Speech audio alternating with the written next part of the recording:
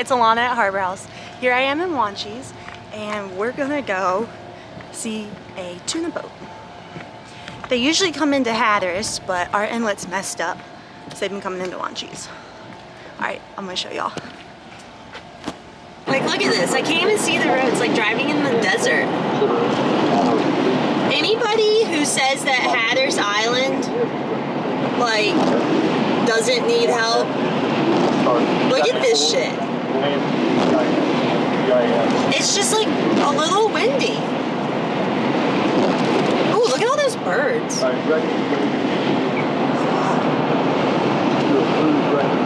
That's pretty incredible. Oh wow, look at them all over there. I love watching the birds. Wow, look at them all. This here makes you wonder why they didn't extend the bridge just a little bit farther, doesn't it? You know, let's just push sand and push sand and push sand. Why should we put an extra half a mile of concrete when we can spend 50 years pushing sand? So here I am in Wanchese.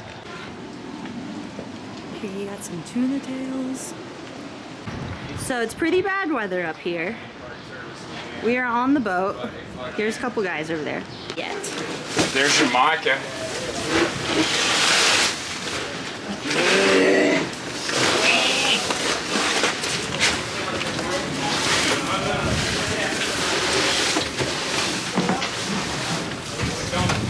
Rice and fish.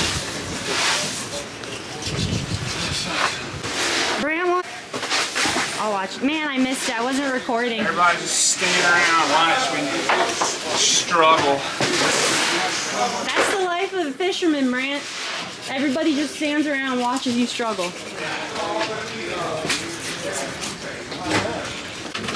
Back to Thailand, and then they fillet it, and they cook it, and then they freeze it again, and bring it back to California, and then that's where they can it. So then they say it's like canned in America. Yeah. But the fish is all from China. And see how he's pressing on that fish, and his finger's not doing anything? Yeah. I don't even want to tell y'all what. Gorgeous. What are you trying to say? Gorgeous. I'm talking to my watch. Y'all can see I don't have much time to explain things very thoroughly to you on the boat. There's fishermen around and they want to talk and they're kind of questioning what I'm doing. Anyway, you can tell a lot from a fish's quality based on the firmness. So whenever I go to buy fish, I'll give them a touch to see if they're soft, you don't want them. So Brant touched that fish and he knew it was a good fish. If Brant says it's a good fish, it's gonna be a good fish. He's got a good eye for quality. We circle back. You can see Brant unloading tuna from the fish hole. He has some big eyes and yellow fins there. And it is an art to packing fish on the boat. You have to really ice them because tunas are a warm-blooded fish. So you have to shove their body cavity full of ice. You got to make sure that they've got ice all around them and that no fish are touching, because if the fish touch, then your quality is going to go down. There's a lot that goes into it. He's a pretty good mate.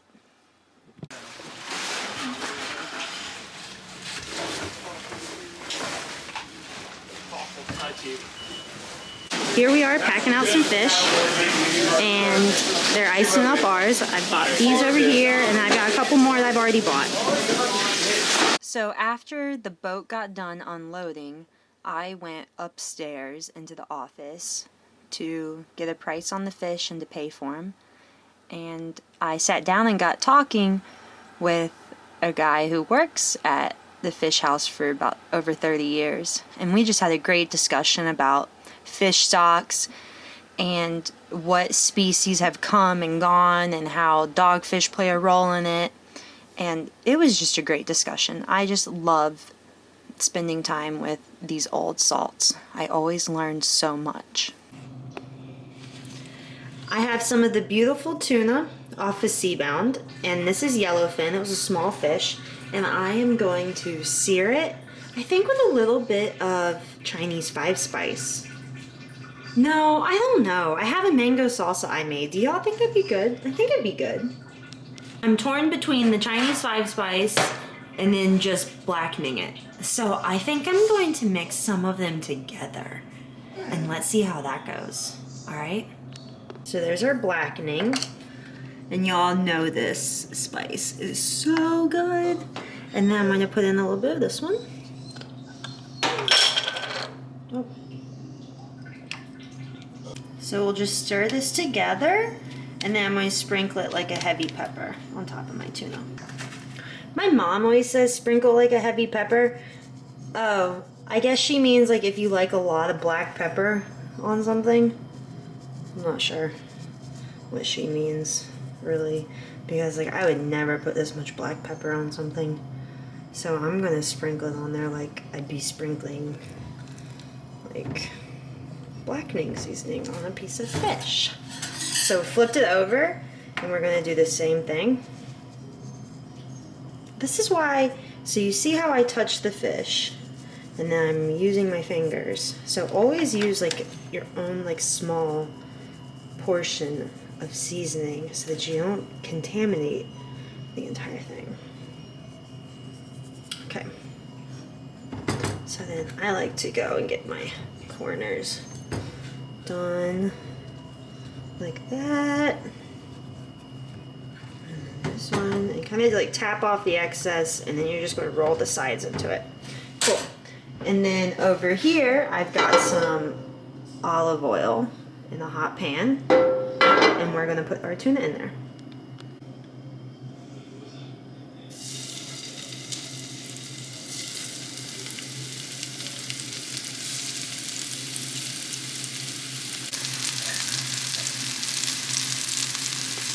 So if you like rare tuna, you should have already flipped it. I personally don't really like my tuna super rare, like you see at the restaurants, where it's like just a little bit of white and all red. I want my fish cooked, or I want my fish raw. I'm not a fan of this in between, really. So I like to cook it just until it's not, I like to cook it until it's cooked, but not dry. So I'll remove it when it's still pink, because I know that from when I take it out of the pan to when I put it on my plate, it's going to continue cooking.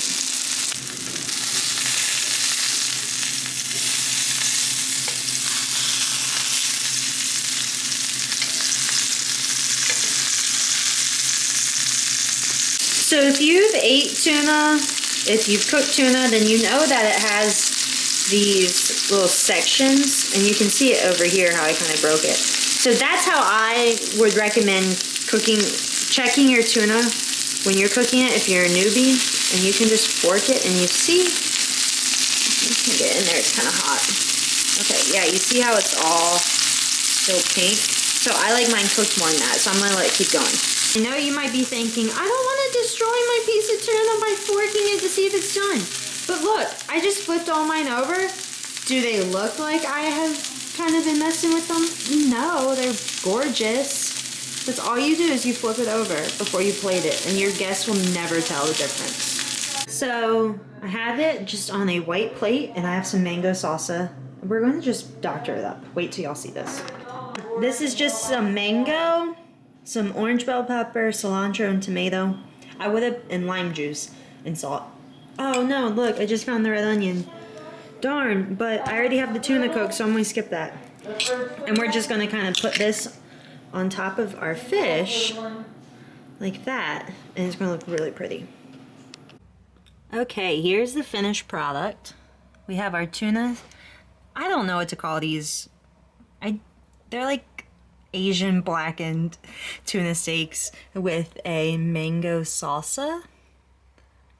And then I'm going to put it on top of a salad with some greens and bean sprouts and cucumbers and radish. But I think it turned out really well. I'm going to try the tuna. I'll report back to y'all what I think on that half blackened, half Chinese 5-spice. I really just couldn't decide which way I wanted to go with it, so I just did both. I think it'll be okay. How can it be bad? That tuna was caught 2-3 days ago. I mean, it's fantastic quality. It's going to be taste like I could probably rub dirt on it and it would be delicious. I know Moonshine would eat it. Anyway, stop by for some tuna As you know, it came off the Seabound. I hope y'all liked seeing that at the dock. That was up in Wanchese, and I'm really hoping that Hatteras Inlet gets back together soon so that we can start just sourcing a mile down the street. Because you guys know I'm all about that carbon footprint. I don't like to add miles to my fish. I don't like it to leave Hatteras Village. I want it to stay in Hatteras Village. I want it to come to our dock and then to our store and then to our customers. I don't like it to leave the village. So hopefully this summer we can have the inlet will be open back up and we can have the tuna boat coming in here. So here is my finished product.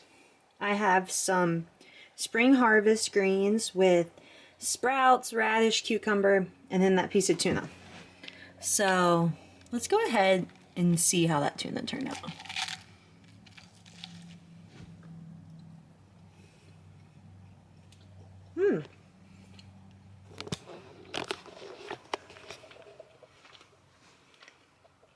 I'm actually really impressed. Wow. I think I like it better than just having it with the Asian 5-spice. Let me get some of the, so the dressing is sesame oil, honey, and lime juice.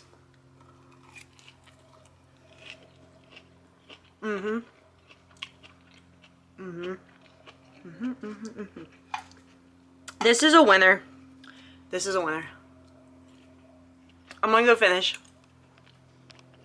This tuna is perfectly cooked. See how it's just a little pink? At least that's perfectly cooked for me. A lot of you are probably gonna be like, oh my god, she overcooked that tuna. Well, this is how I like mine. So I cooked it perfect for myself. Oh my god, this is so good. Oh, and so springy. Look how beautiful it is.